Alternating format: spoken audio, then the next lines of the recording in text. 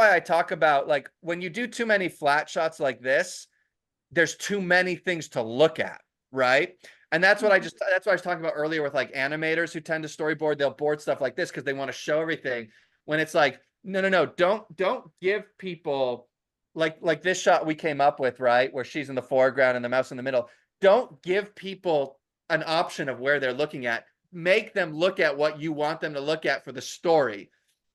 Does that make sense? So it's like, control your compositions, control what you're showing on screen. If you don't want everybody looking at this character, do an over the shoulder. If you want everybody looking at the mouse, let's say this shot, it's like the whole point of this shot is the mouse is all excited about the cheese. Right now there's so many things to look at that all have equal weight in the composition.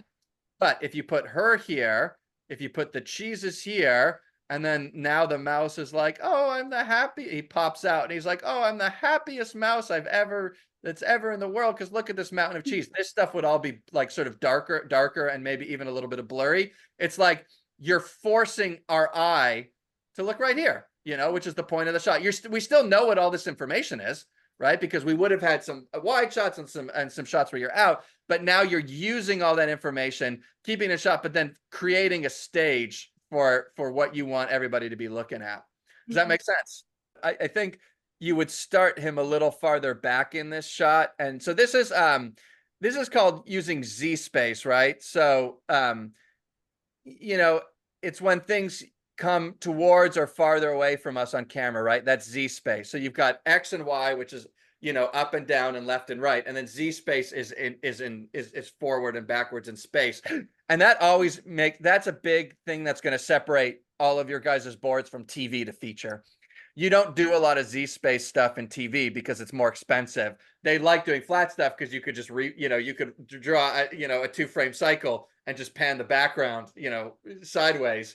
Z space, you actually have to redraw it. Nowadays they can actually scale stuff, but then the line weight gets different. Anyways, so Z space is a big one. Your horizon is too high. So as a general rule, now this isn't like, not a rule, but generally from a normal person's point of view, the horizon is in the bottom third of the frame. Now, of course, you can put the camera anywhere you want, but you want to think about why you're putting there before you put it up in a different position. And so like this one, if this is the mouse's point of view, the camera's way too high. Yeah, and again, there's nothing wrong with it. There's nothing wrong with the shot, but if you want it to feel more like it's the mouse's POV, right? Like really taking in this huge cheese shot, it'll have more impact, right? If the camera does feel like it's his eyes. This is just a quick mechanical note here. In terms of storyboarding, this is a funny gag, right? But because you pop from here to here and we don't see any of the remnants of these two old people, it almost looks like a cut. Yeah, that's what I thought at first. Yeah, and you're not getting the punch of the gag. So you could do a couple things here. Let me annotate. You could just like have their arms like here as if they, and then their feet here or something as if they got, sort of cartoonishly slapped, or just put, like what Moroni's doing, or just pull that or just pull that door in a little closer, and they go smack foot or something, or that one, either one. So this is a there's a set of false. That's funnier, with the set of legs false out spinning, and then they fall. Or they fall, they bite him right in the oh my gosh, or in the belly, and have to make him have to go even more or something. Yeah, there could even be like another like water joke or something here. But yeah, this is a good note overall for everybody. Like just in terms of the contrast between these two panels, like just the how much this is one of those areas where it's just covering too much time and space without enough context. And so you don't want to show every angle of the door opening and them getting hit, but you need enough to articulate the gag, right? To make sure you get that laugh. So one thing I will say is like some of these poses are great, and you've got really clear silhouettes, right? Like these are great here, right? You've got clear silhouettes and everything reads. I would just say, at times, like just don't be afraid to put just like maybe there's just like a little bush back here or something. And then I would just drop the opacity on all of this. Maybe there's like a window here or something. But it just, even that, if you look at the difference, like. What it actually is the bishop is sitting in the back.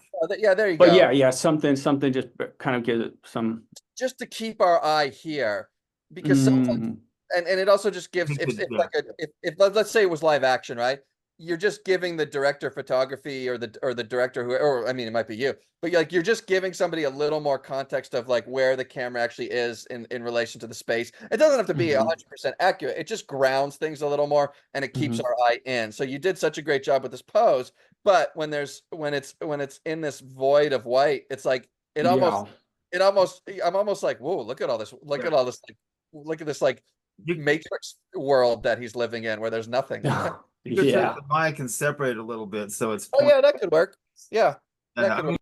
Your grandpa's living his final moments. Better say your goodbye. I love just a quick note here, Moroni, just before you go forward. This is more of a storyboard fundamental. Typically you want to motivate the camera, rather, use something on screen to motivate that movement rather than moving it first.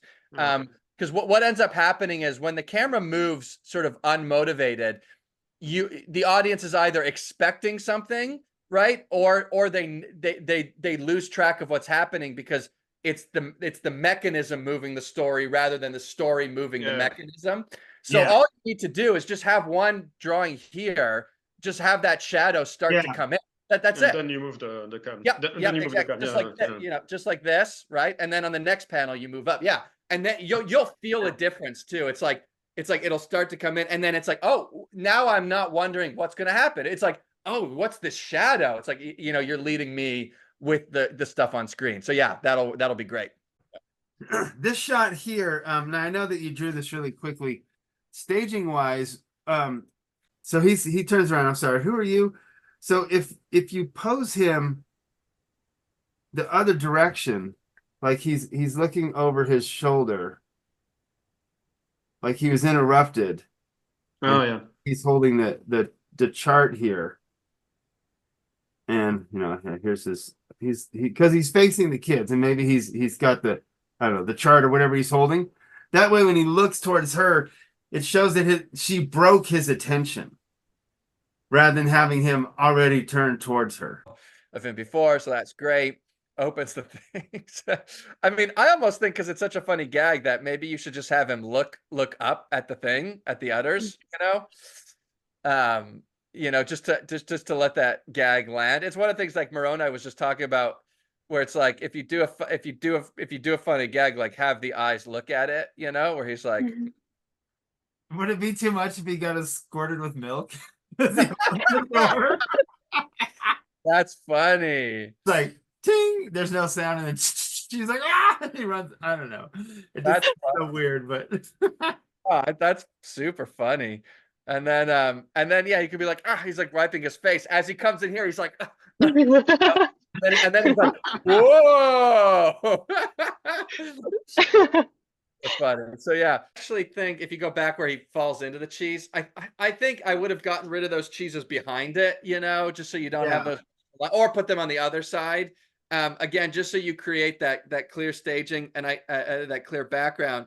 I might even like push the silhouette even more. And I don't think you need this drawing here. Like I see that he's leaning against the cheese and then he slips into it. So this drawing, it almost looks like the mouse is crawling in. So on this one, to really show that it fell into the cheese, have the feet like that, and then they just whoop, go into the spot.